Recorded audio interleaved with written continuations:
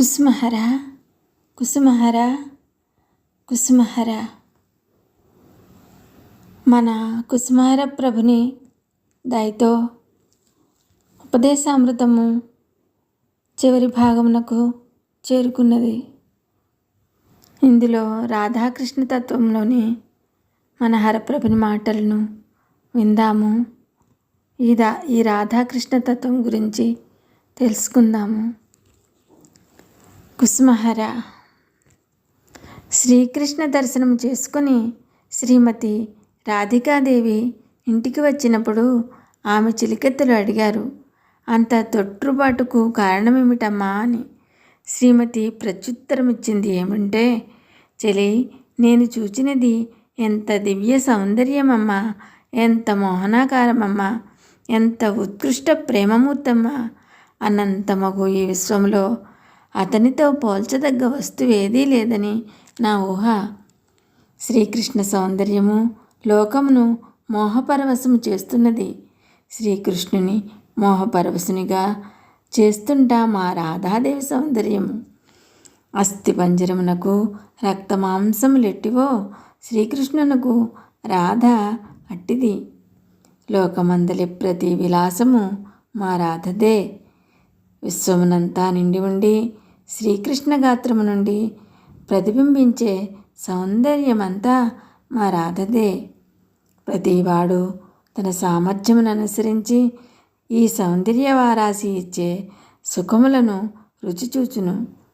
తన వద్ద ఉన్న చెంబులో ఎన్ని నీళ్లు పడితే అన్ని నీళ్లే సముద్రములో ముంచి తీసుకుపోగలడు ఎవడైనా.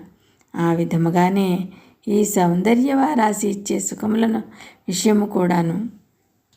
శ్యాముని శ్రీకృష్ణుని సద్గుణములు అసంఖ్యాకములైనప్పటికీ అతనికొక్క కళంకము కద్దు. నలుపు దేహమును, అప్పుడప్పుడు కపట నటనమును, అసిత వజ్రమునకు విలువ తక్కువగునా. నల్లటి వారికి శ్యాముడు నలుపు, అందమైన వారికి అతడు సౌందర్య రాశి. కపటులను చూచినా అతడు కపటముగా నుండును. రుజువర్తనము గలవారికి అతడు సరళముగా నుండును. మనుష్యులు సహజముగా యుగళభావము కలిగి ఉందురు. కాబట్టి అట్టి భావన సులభమును మనోహరమును. ఈ సకల ద్రవ్యములకు ఆకారము శ్రీకృష్ణుడే. మరి రాధయే వాటి రూపము, వాటి సౌందర్యమును.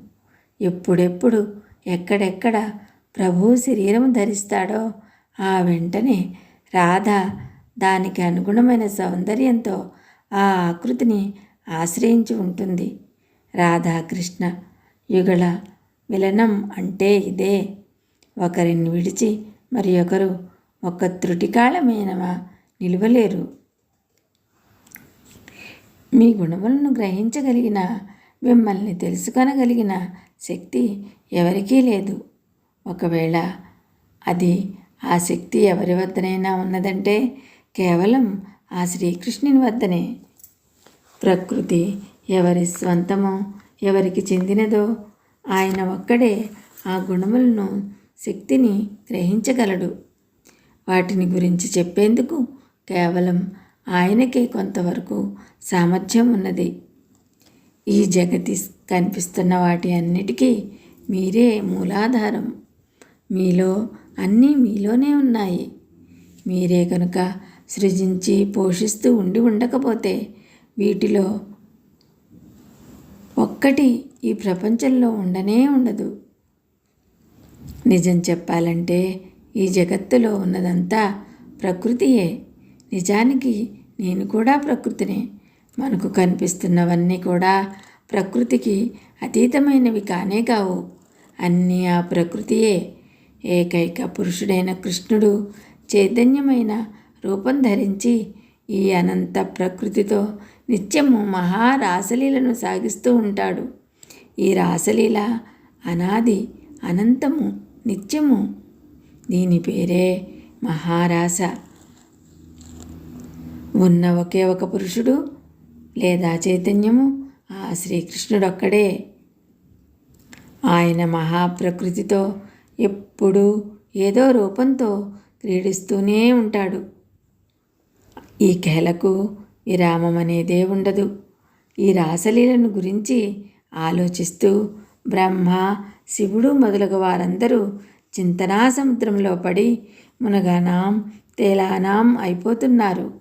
ఇది నిజంగా ఇట్టిది అని గ్రహించడానికి ఆ శ్రీకృష్ణుడు తప్ప మరెవ్వరూ సమర్థులు కారు. ఎవరికి ఆ శక్తి లేదు. ఈ కేల యొక్క తత్వమున ఆ కృష్ణుడు మరియు ఆ మహాప్రకృతికు రాధా మాత్రమే ఎరుగుదురు. ఇతరులకు అది అసంభవము. ఇదే రాధాకృష్ణ తత్వము. ఇది ఉపదేశామృతము. ఇది ఉపదేశామృతము.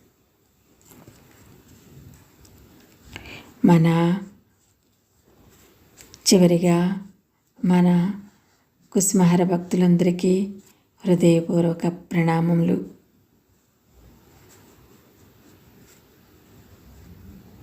ఈ అవకాశం ఇచ్చిన మాధవి గారికి కృతజ్ఞతలు తెలియచేసుకుంటూ, చివరిలో అనారోగ్య కారణంగా అప్పుడప్పుడు ఆలస్యం జరిగినందుకు క్షమించవలసిందిగా ప్రార్థన.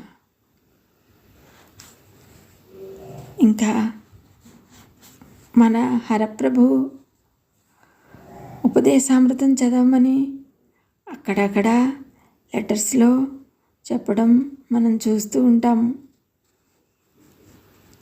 ఆయన ఆదేశాన్ని తప్పక పాటిస్తూ ఆ కుసుమారుల పాదకమలములకు నమస్సుమాంజలు అర్పించుకుంటూ కుసుమహర కుసుమహర కుసుమహర ఉపదేశామృతము ఉపదేశామృతము ఉపదేశామృతము కుసుమహర కుసుమహర కుసుమహర